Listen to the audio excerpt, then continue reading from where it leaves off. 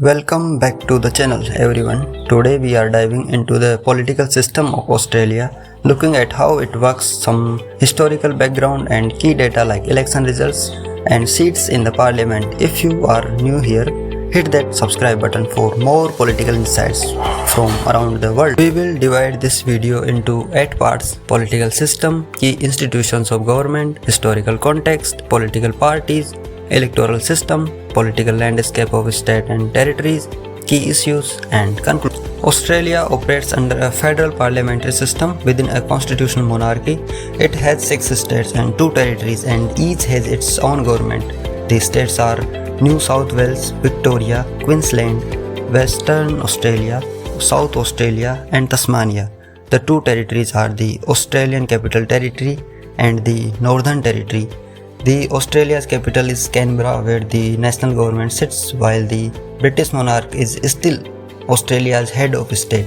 Real political power lies with the elected Prime Minister and the Parliament. The Australian Parliament is bicameral, meaning it has 2 houses. First is the House of Representatives, which has 151 seats. Members are elected for 3-year terms, and the government is formed by the party or coalition with the majority of seats. Second is the Senate. It has 76 seats with 12 senators from each of the 6 states and 2 from each territory. Senators serve 6-year terms with the half the Senate up for election every 3 years.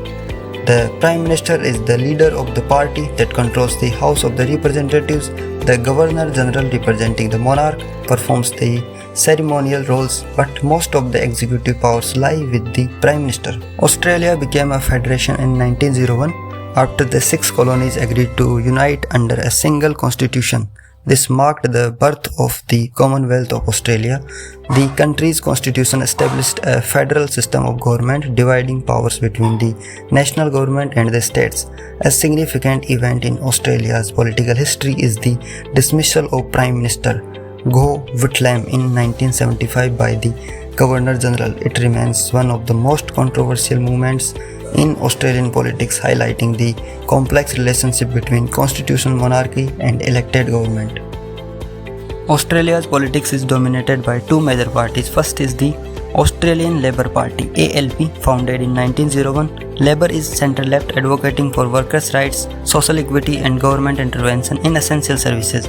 Second is the Liberal Party of Australia, established in 1944. It's a centre-right, promoting free markets, lower taxes, and less government intervention.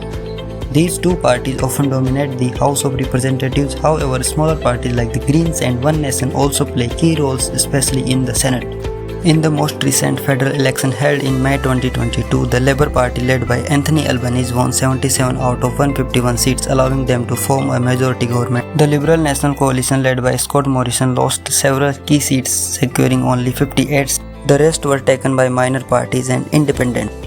Australia uses a preferential voting system for the House of Representatives. Voters rank candidates in order of preference. This ensures that the winner has majority support, as preferences are distributed until the one candidate has over 50% of the vote. In the Senate, a proportional representation system is used, ensuring that parties get seats based on the percentage of votes they receive. This system allows smaller parties to have a significant voice in the legislative process, especially in the upper house. Each state and territory has its own government with different responsibilities. Here is a quick breakdown of the number of seats from each state in the House of Representatives. New South Wales with 47 seats, Victoria with 39 seats, Queensland with 30 seats, Western Australia with 15 seats, South Australia with 10 seats, Tasmania with 5 seats, Australian Capital Territory 3 seats, Northern Territory 2 seats.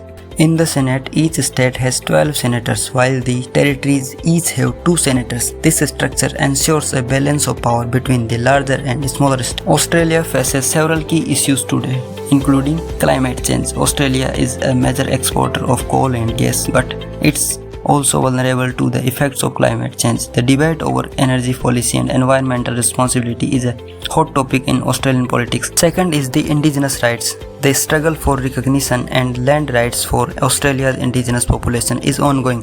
There is also a push for constitutional recognition of indigenous Australia. Another is immigration. Australia has a robust immigration system, but there is ongoing debate about border protection, asylum seekers, and the balance between skilled migration and humanitarian intent. Fourth is foreign policy. Australia maintains close ties with the US but also has a complex relationship with China. Its largest trading partner, regional security and trade agreements are key aspects of its foreign policy. Australia's political system is a unique blend of federalism, democracy and monarchy. With a rich history, diverse states and a strong parliamentary structure, it plays a vital role in both the regional and global political landscape. From climate change to immigration, the key issues facing Australia today reflects its growing importance on the world stage. If you found this breakdown helpful, don't forget to give the video a thumbs up and subscribe for more deep dives into global politics. Thanks for watching and see you next time.